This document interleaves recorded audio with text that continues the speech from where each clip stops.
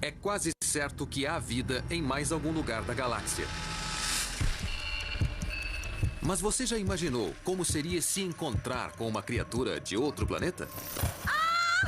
Para milhares de pessoas, essa experiência foi assustadoramente real. Não há tratamento para a abdução por um extraterrestre. Não sei dizer que tipo de seres mexeram comigo. Eu não sei. Eu não sei. Eu não sei. Com as técnicas certas, qualquer pessoa pode ser convencida de que foi abduzida por um extraterrestre. Dá medo de pensar como é fácil. Na minha opinião, é um programa sistemático de exploração de uma espécie por outra. Estamos fazendo sexo com extraterrestres.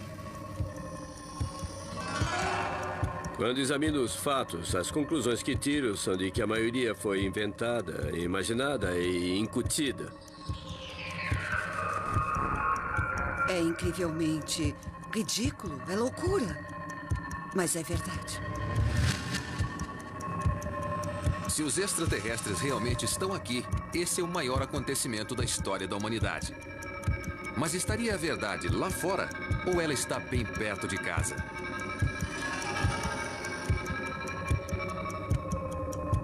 Os extraterrestres chegaram.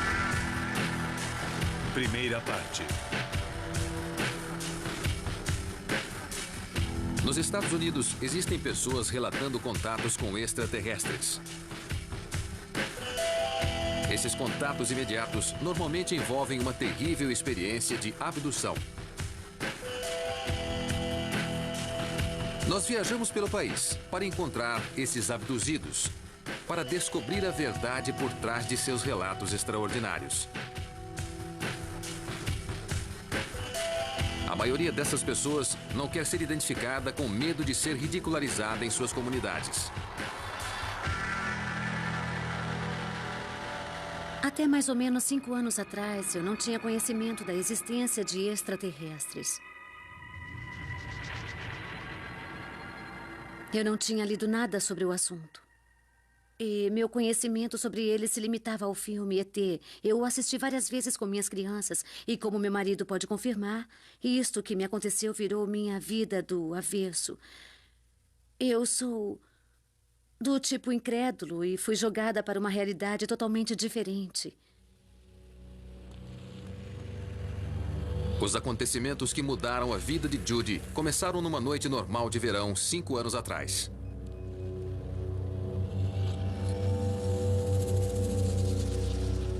Eu fui acordada no meio da noite com um facho de luz.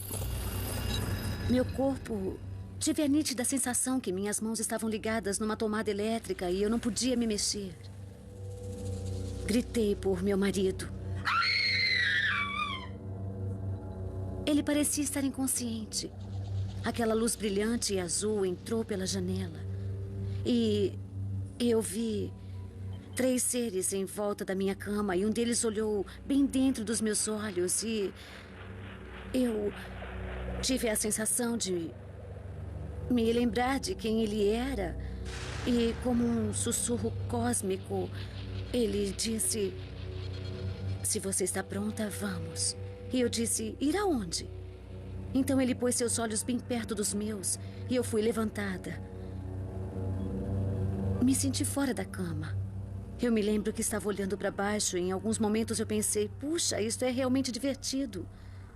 E aí, dentro da minha mente, eu gritava de medo. Aonde será que estou indo? Foi quando eu vi uma nave enorme e eu fiquei muito extasiada. Eu fiquei com medo. Ela era enorme. Eu estava apavorada e com vergonha porque eu estava voando pelo ar sem nenhuma roupa. Eu entrei na nave e apaguei. Não me lembro de mais nada.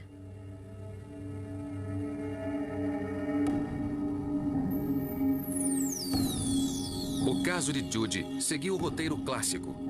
A mesma história contada a pesquisadores centenas de vezes todos os anos. Aqui no coração da América, o pesquisador David Jacobs recebe um fluxo constante de cartas de vítimas precisando desesperadamente de ajuda. Eu chego a pensar que o fenômeno da abdução é um processo catastrófico. Acho que estamos diante de uma situação desastrosa. Eu acho que isso não é nada bom e aprendi a ter muito medo. David Jacobs é um historiador que vem pesquisando as visitas de extraterrestres por 30 anos. Durante vários anos, pensamos que se tratava de simplesmente um experimento ou um estudo, uma situação de aprendizagem desses seres. Não encontrei absolutamente nenhuma prova. O que encontrei foi um programa sistemático de exploração de uma espécie por outra. Dizem que tem esperma sendo tirado, óvulos sendo fecundados, pequenos embriões sendo implantados em mulheres que servem de hospedeiras para eles durante 10 semanas ou mais, e depois os fetos são removidos. Achamos que essa é a essência do fenômeno da abdução, a manipulação e produção desses fetos.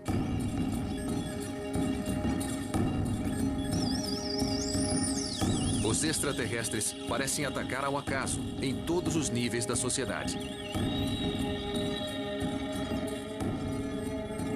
As crianças que eles estão criando são de uma espécie perdida, de... Eu gostaria de saber por quê. Anna Jameson relatou vários contatos com os extraterrestres. Ela agora está tentando se ajustar a uma vida inteira de abuso físico e sexual pelos extraterrestres. Eu fui uma boa reprodutora para eles. Odiei isso. Isso me violentou o meu corpo.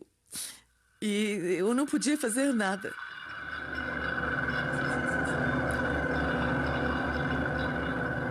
Eles tiraram um bebê híbrido do meu corpo. Foi uma coisa muito dura, muito difícil de lidar. Era do tamanho de uma pera. Naquele momento eu não liguei. O bebê era deles. Eu não queria me envolver. Mas parece que Anna não teve nenhuma escolha. Ela passou a vida sentindo que estava sendo perseguida por extraterrestres interessados em sua capacidade reprodutora. E eu acho que a coisa mais perturbadora era que eles rangiam. Não faziam outro som a não ser rangidos. Pareciam estar tão carentes. Pareciam querer contato humano.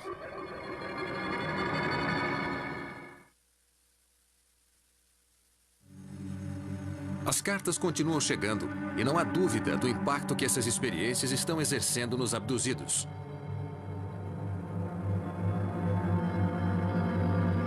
No bairro em que moram, Judy e seu marido ainda estão tentando entender melhor o seu ménage à trois intergaláctico. Algumas pessoas dizem que estamos fazendo sexo com extraterrestres. Bom, em termos humanos, nós fazemos algo parecido com isso. Se é uma união, tem que ser sexo. E não é. Bom, talvez seja e não seja. É a união de um tipo tão diferente do que temos aqui, que o corpo todo vibra. É extremamente prazeroso, mas não é sexo humano. Não é desse jeito. Não é uma coisa que nos deixaria com inveja. Não. Não.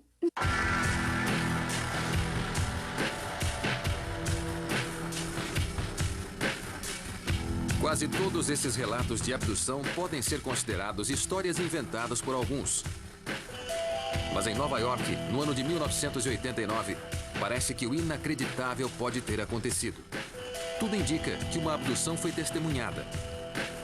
Uma mulher, vivendo neste prédio de apartamentos, relatou sua abdução por extraterrestres ao pesquisador Bud Hopkins. Para Bud, era o caso que ele estava esperando.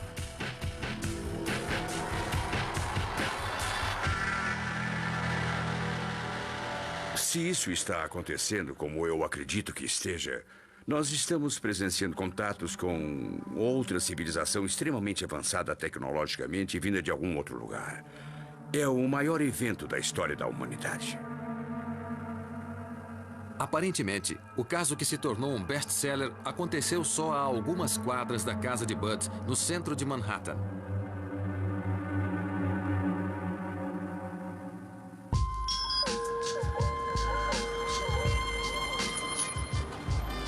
Como tantas outras abduções, é no meio da noite que a história começa. Em se tratando de Nova York, as ruas ainda estavam cheias. Pouco depois das 3 da manhã, 2 seguranças chamados Richard e Dan estavam passando de carro com um político internacional por Manhattan. O pesquisador Bud Hopkins afirma que esses homens foram testemunhas da abdução descrita por Linda Cortiel. Naquela noite, como sempre, Linda não conseguia dormir. Ela estava em seu apartamento, na South Street, ocupada com suas tarefas domésticas, sem ter ideia do que estava para acontecer. Eu estava passando roupa. Eram umas 3 horas da manhã, quando decidi ir dormir.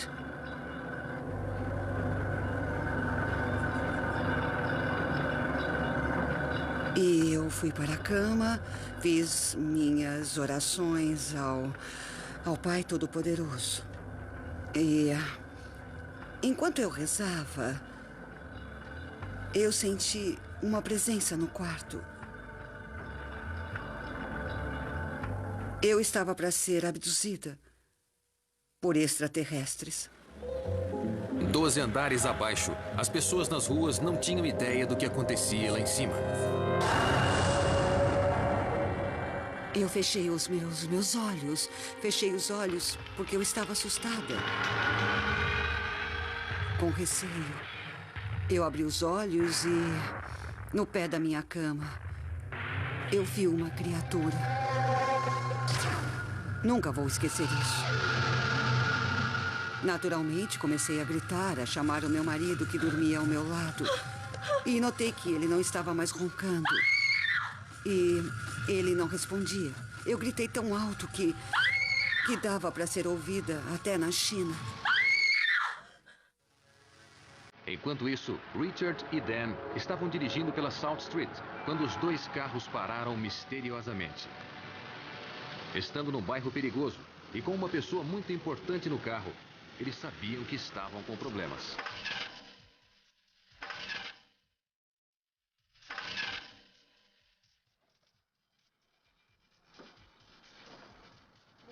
É algum problema desconhecido. Não faço ideia, Tony. Nenhuma ideia. Eu não sei o que é. Seus telefones celulares também não funcionavam. Então ficaram esperando o socorro chegar. Foi então que eles viram uma luz no céu. Quase não acreditando no que viam, eles testemunharam Linda sendo tirada pela janela e levada para uma espaçonave.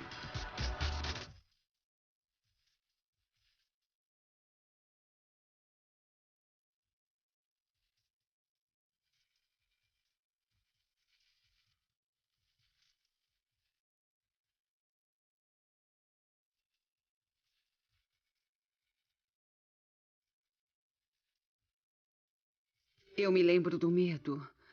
Do medo e das perguntas. O que estou fazendo aqui? Eu sabia onde estava. Eu estava com medo que fosse cair e me arrebentar lá embaixo na rua. Eu fui levada até a nave e fui examinada por aquelas criaturas que eram exatamente iguais àquela que estava no pé da minha cama.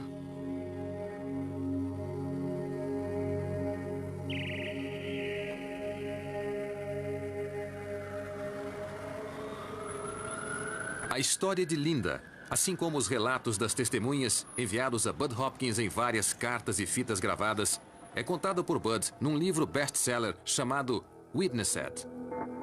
Ele acredita que este caso vai forçar os céticos a pensarem no fenômeno da abdução com mais seriedade. Eu juntei as partes do quebra-cabeças e fiquei totalmente, primeiro fascinado e depois firme na minha opinião. Eu ainda considero esse, até o momento, o mais importante caso de abdução registrado. Apesar da convicção de Bud e de outros pesquisadores, ainda existem perguntas a respeito da credibilidade do fenômeno da abdução. Por que, por exemplo, numa cidade que nunca dorme, tão poucas pessoas notaram uma espaçonave tão grande? Toda vez que um OVNI é notado, a história parece ser a mesma, pelo menos por um punhado de pessoas que veem o objeto. Por que, se algumas pessoas podem vê-los, eles são invisíveis para o resto de nós?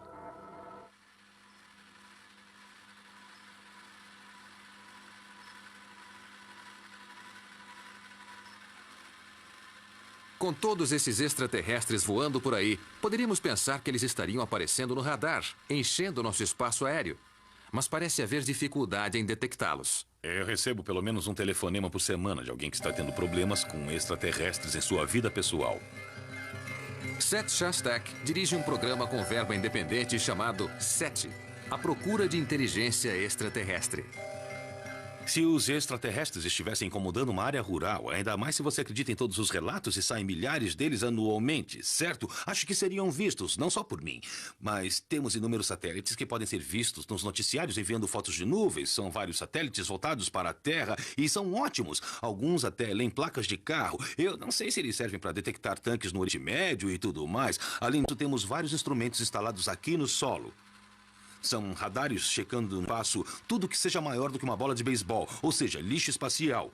Tudo isso porque se alguma coisa bate num satélite em órbita é uma tragédia. Podemos perder alguma coisa de muito valor. Então é claro que veríamos os OVNIs se eles existissem. Eles estão procurando há 40 anos, mas até agora sem sucesso.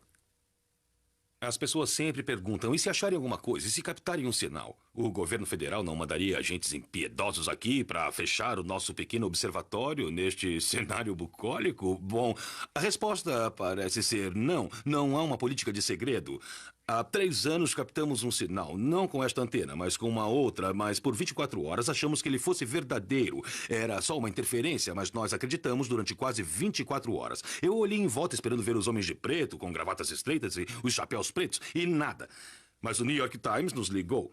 Isso prova que, na realidade, o fato vai estar em toda a mídia, mesmo antes de termos a certeza absoluta de que não é uma interferência. A história vai se espalhar por aí muito rapidamente.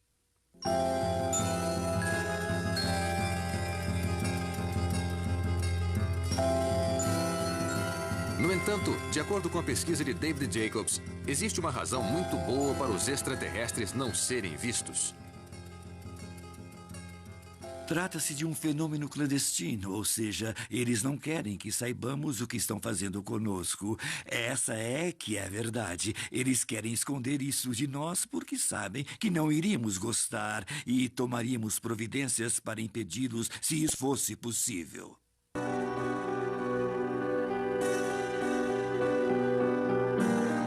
Mas os militares tentariam impedir? Alguns acreditam que os militares já fizeram contato. E em vez de lutar contra a ameaça, eles estão cooperando e trabalhando juntos em tecnologias militares mais adiantadas.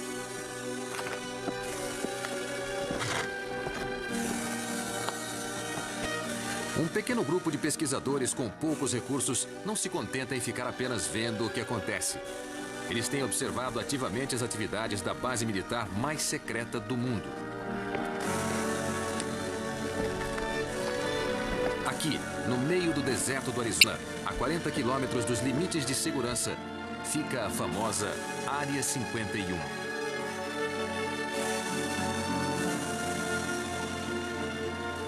Este é um dos pontos ideais para se ver a Área 51. A base onde dizem estar os corpos dos extraterrestres. Existem até histórias de que alguns ETs estão vivendo aí. E boatos sobre o desenvolvimento de uma espaçonave russa construída com base em tecnologia extraterrestre. Se você invadir essa área, os seguranças mantêm você com um revólver na cabeça até o xerife chegar. E a multa é de $600.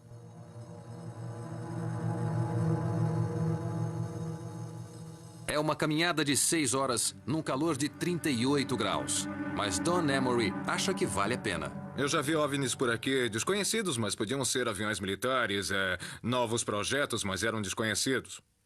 Ou podiam ser extraterrestres, eu sei lá.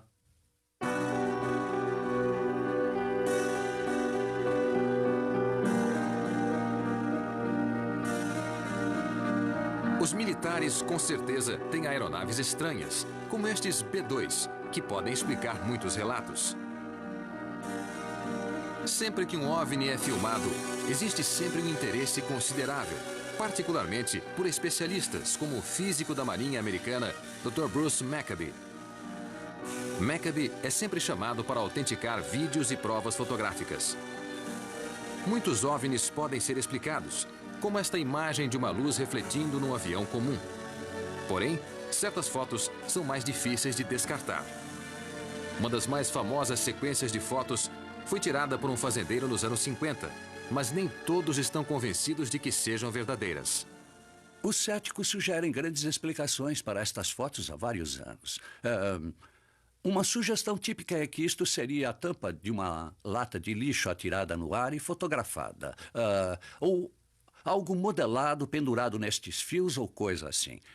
Eu passei um bom tempo usando os negativos originais para analisar as fotos e concluí que este objeto poderia estar a uma distância considerável, talvez 1 quilômetro ou mais.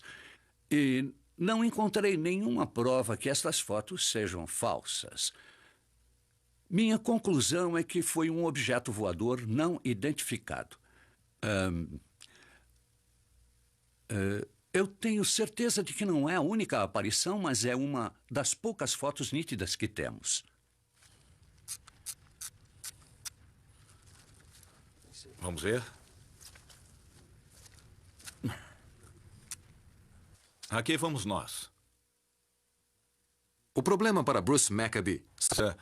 Onde as pessoas não podem vê-lo direito. Tentei rodas, mas elas são muito grandes e perigosas. Se caírem na cabeça. Vou colocar uma fita adesiva aqui no fundo. Vamos lá? Os métodos de Peter podem ser simples, mas os resultados são muito convincentes. Para fazer direito, precisei fazer um novo modelo. Este aqui já foi melhor. Foi como se alguma coisa pesada o derrubasse. Ali, uma coisa que não quero fazer é cair no barranco. Isto estragaria o meu dia. Ok. O contraste com o barbante está muito na cara. Apesar de várias falsificações inteligentes, nos últimos 50 anos houve muitos casos de OVNIs que foram descartados. Agora, nós temos provas científicas de que realmente existem objetos inexplicáveis voando por nossos céus.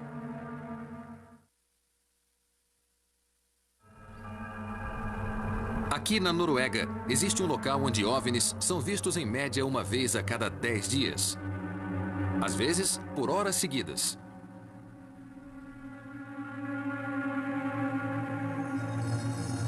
Muitas pessoas os viram mais de uma vez, inclusive Ernie Strand, que já testemunhou várias aparições. Neste vale já apareceram muitas luzes desconhecidas.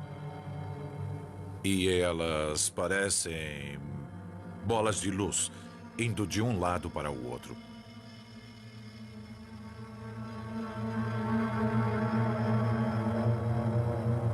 Erling passou os últimos 20 anos arrecadando dinheiro suficiente para fazer um estudo cientificamente adequado do fenômeno.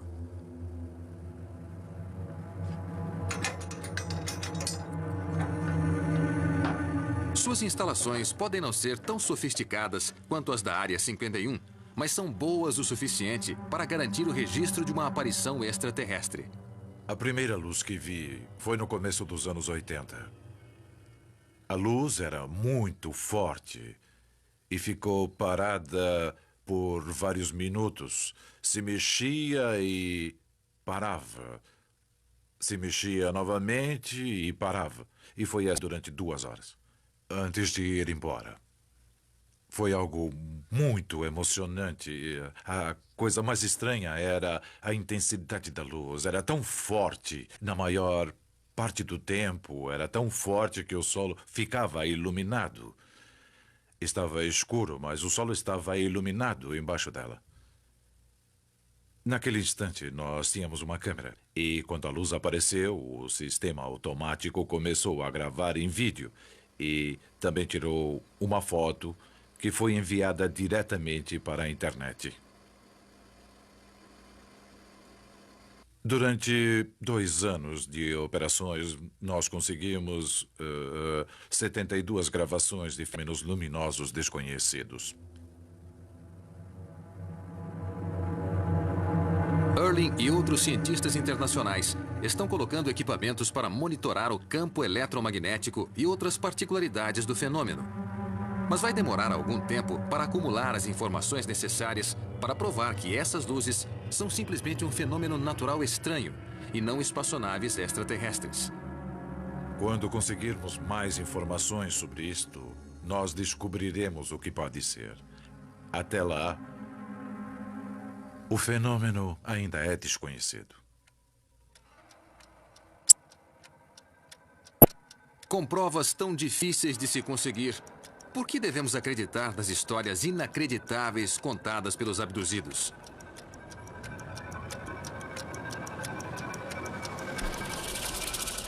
Se a maioria das pessoas não contam nem para as famílias, elas não criariam histórias falsas sozinhas só para me convencer. Isto é totalmente absurdo, é loucura. Mas é verdade. Se alguém quiser nos fazer de tolos, ele pode. Basta que saiba tudo sobre o assunto, aprender tudo, vir até nós, inventar uma história e fingir que ele foi abduzido. Isso pode ser feito. Em se tratando de abduções, existem pouquíssimas falsificações. Pelo seguinte, não se ganha dinheiro com isso. Não é o caso de estar produzindo algo fraudulento. A fraude é a própria pessoa. A pessoa tem que ser tão sincera e tão convincente para que as outras acreditem e, ao mesmo tempo, se ver como uma grande mentirosa. E por que uma mulher tão bem-sucedida como Ana sentiria a necessidade de inventar uma história tão louca? É tão real como sentar aqui e falar com você. Sempre tive uma mente racional, sempre quis ter provas das coisas e está muito difícil nestes anos chegar a uma conclusão. As pessoas não sabem o que está acontecendo, elas não entendem o que estão passando e dizem coisas que sabem que não deveriam estar dizendo, a menos que estivessem inventando. Por exemplo, elas escrevem como atravessam janelas ou paredes, sabendo que ao dizer "eu estou flutuando através de uma janela fechada", estarão arriscando sua credibilidade. Sabem que isso faz com que pareçam loucas, porque isso é impossível, pelo menos de acordo com as leis da física. E parece improvável que cada um desses casos seja uma farsa. Então, o que mais pode explicar o que está acontecendo? Os extraterrestres estão realmente aqui? Ou os abduzidos estão ficando loucos? Dr. Bill Cohen é um psiquiatra que vem pesquisando o fenômeno da abdução por 10 anos. Trabalhando com membros de equipes de vários hospitais e muito interessado em OVNIs e extraterrestres, ele já tratou de várias vítimas de abdução extraterrestre enviadas a ele. Posso dizer que a maioria das pessoas que entrevistei, ou observei, ou pesquisei foi bem sincera. Essas pessoas não estão tentando enganar ninguém, não estão inventando uma história, estão totalmente convencidas de que isso aconteceu a elas. Examinando a literatura psiquiátrica e as pesquisas feitas nesse século, existe um erro que parece voltar sempre à tona nesse assunto, que é a ideia de que se alguém conta uma história com grande emoção e grande convicção, então ela deve ser verdadeira. Mas se examinarmos a literatura, vamos ver que não há nada que mantenha essa crença. Se você acredita que algo lhe aconteceu, lógico que vai contar isso com convicção e emoção, porque acredita que aquilo aconteceu. Mas isso não quer dizer que aconteceu, apenas que você acredita que tenha acontecido. Bill tem uma boa razão para se solidarizar com os abduzidos. Ele mesmo já teve experiências de visitas estranhas durante a noite, mas ele rejeita a explicação extraterrestre. Se você tem uma experiência estranha, como eu, de acordar de manhã e ver que há seres no quarto e não saber o que causou aquilo ou por quê, você pode ficar muito assustado. Você vai querer saber o que houve e procurar alguém para explicar. O que será isso? Com quem posso conversar? Alguém na rua te diz: eu conheço o Dr. Fulano que faz terapia com gente que tem sintomas parecidos com os seus. Você vai até o tal doutor e ele diz: como você tem estes sintomas, minha conclusão é que você foi abduzido por extraterrestres. E você diz: o quê? Como isso é possível? Você lê a lista de sintomas e ele diz: veja, esta é a lista de sintomas. E se você tem algum deles, você foi abduzido. Eu sou especialista e afirmo que foi isso que lhe aconteceu. Você fica assustado, está diante de uma autoridade que lhe deu uma resposta e é muito provável que você aceite isso.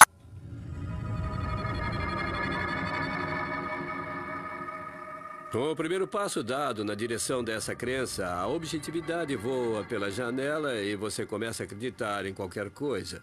Daí em diante você encontra mais abduzidos, mais tipos diferentes de extraterrestres e federações intergalácticas. Nada mais é anormal depois de passar por esse estágio.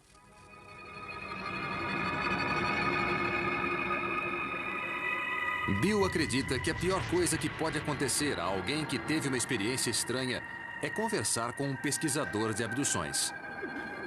Existem pessoas envolvidas com ovniologia que são maldosas, mal intencionadas, estão nisso pelo dinheiro, querem publicidade, escrever livros, viajam e essas pessoas saem por aí convencendo pessoas de que foram abduzidas, que algo lhes aconteceu, porque isso as engrandece e faz bem. Acho que é assim que certas pessoas desse meio atuam. Existe um grupo de pessoas que são mentalmente doentes. Eu já tive que hospitalizar 2 pessoas. Um senhor que estava apavorado, pois os extraterrestres o visitavam todas as noites.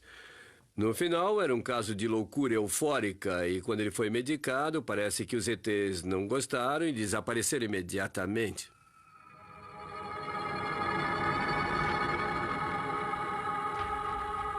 David Jacobs não demonstra ter caráter maldoso e parece totalmente sincero na sua crença, que é baseada em várias centenas de casos de abduções. Depois de um tempo, comecei a descobrir que os padrões psicológicos que estava usando e que podiam servir para esses casos não serviam como explicação.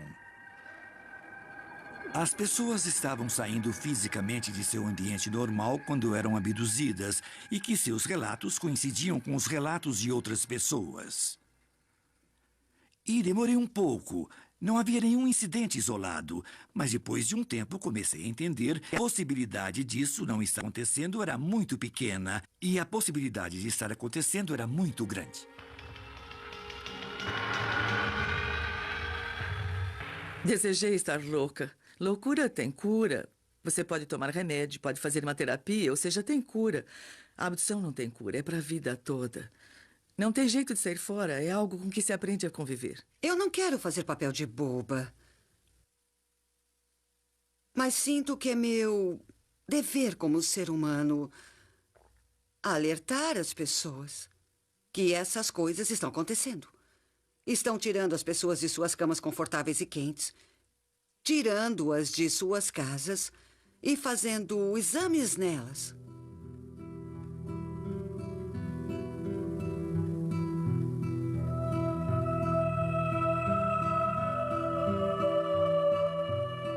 Uma das coisas que influi no trato dessas experiências é a noção generalizada a qual as pessoas se apegam de que é tudo psicológico.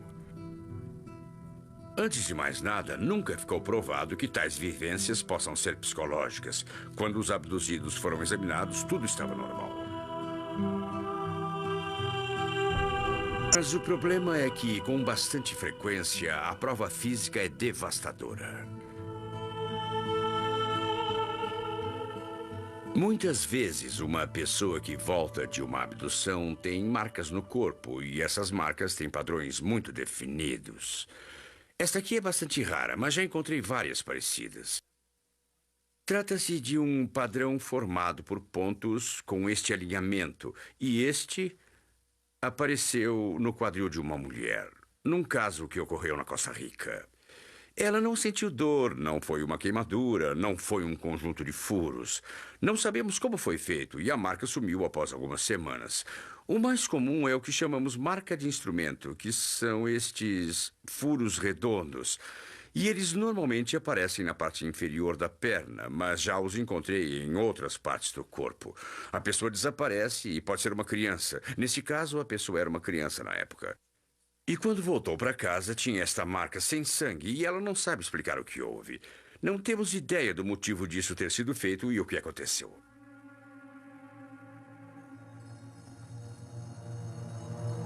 Em geral, os profissionais de medicina não aceitam esta prova física como sendo conclusiva. Grant Stevens é professor de cirurgia clínica na Universidade do Sul da Califórnia. Todos temos pequenas marcas no corpo. Não perdemos muito tempo, pelo menos não a maioria, examinando cada parte do corpo à procura de pequenas marcas.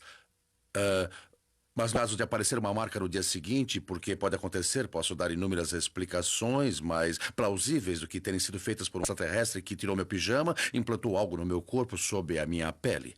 Ela pode ter sido feita por um inseto, por uma aranha, a pessoa pode ter se arranhado ou até pode ter sido um cônjuge apaixonado.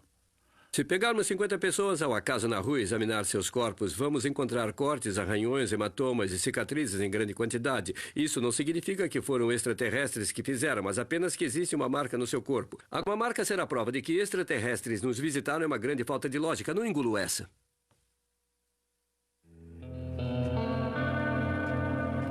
Tim Cullen não tem uma cicatriz misteriosa.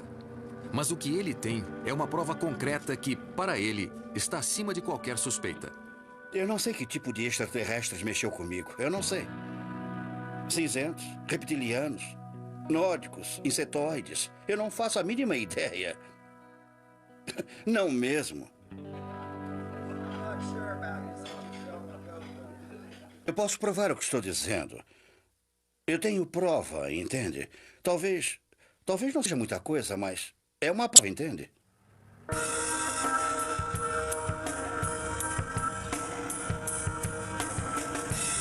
Aqui no Colorado, as pessoas valorizam o que veem. É ver para crer. Tim Cullen é uma pessoa comum. É empreiteiro na cidade de Yuma. Não é o tipo de homem que costuma inventar história.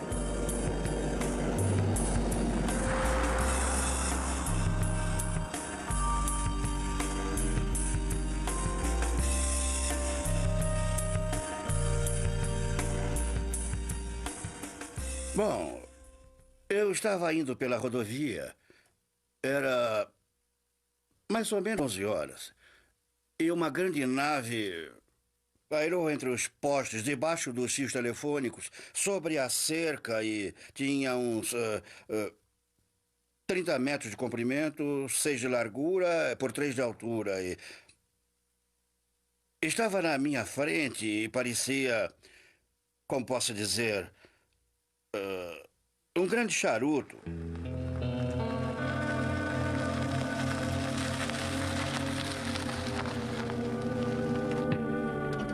A nave parecia estar indo para o oeste e eu pensei que tinha pousado. Estava muito perto. Quando eu parei o carro, 2 luzes apareceram.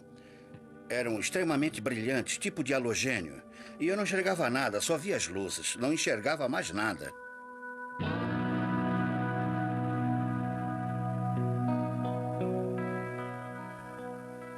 Ficaram ali um pouco. E então, depois de passar, sei lá, uns 3 ou 4 minutos, eu olhei para minha esposa e disse: acho melhor a gente ir para a cidade.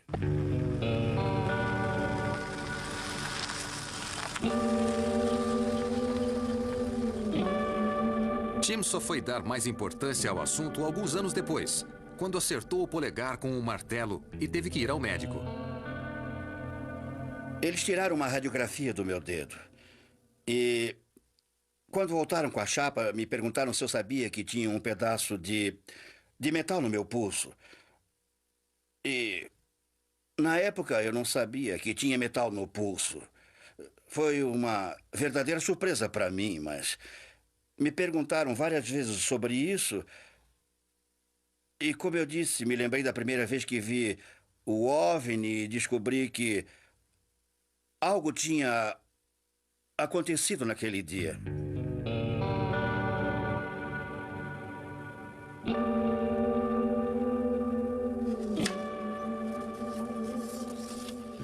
Tim viajou para a Califórnia para ver Roger Lear, um médico que pesquisa implantes extraterrestres há vários anos. Tivemos 9 casos até agora e resolvemos separar em 2 grupos os objetos que eu removi. O primeiro é de pequenas esferas branco-acinzentadas, mais ou menos do tamanho de um besourinho, que não são metálicas, mas contêm elementos metálicos. Os outros objetos são metálicos, envolvidos por uma cobertura biológica que é muito misteriosa. Os objetos foram analisados por laboratórios independentes, mas Lear diz que nenhuma conclusão foi oferecida para dizer o que eles são. Não existe cicatriz, não existe um local de entrada visível e nós não sabemos como entrou ali. Vamos pesquisar bem a área. Convencido de que o objeto no seu braço é um implante extraterrestre, Tim concordou em fazer uma cirurgia. Eu sei onde está. Sinto isso onde queima está. um pouco, hein? Tudo bem, estamos quase lá. Estamos acabando. Isso queima um pouco. Não respire tão rápido, senão você vai desmaiar. Lear também arrumou uma equipe de filmagem para registrar o momento. Então? Filmou tudo? Lear não é médico qualificado para fazer cirurgia. Então supervisiona o cirurgião contratado para remover o objeto sob anestesia local. Vamos ver se consigo encontrar. Tenho que remover com cuidado. Muito bem.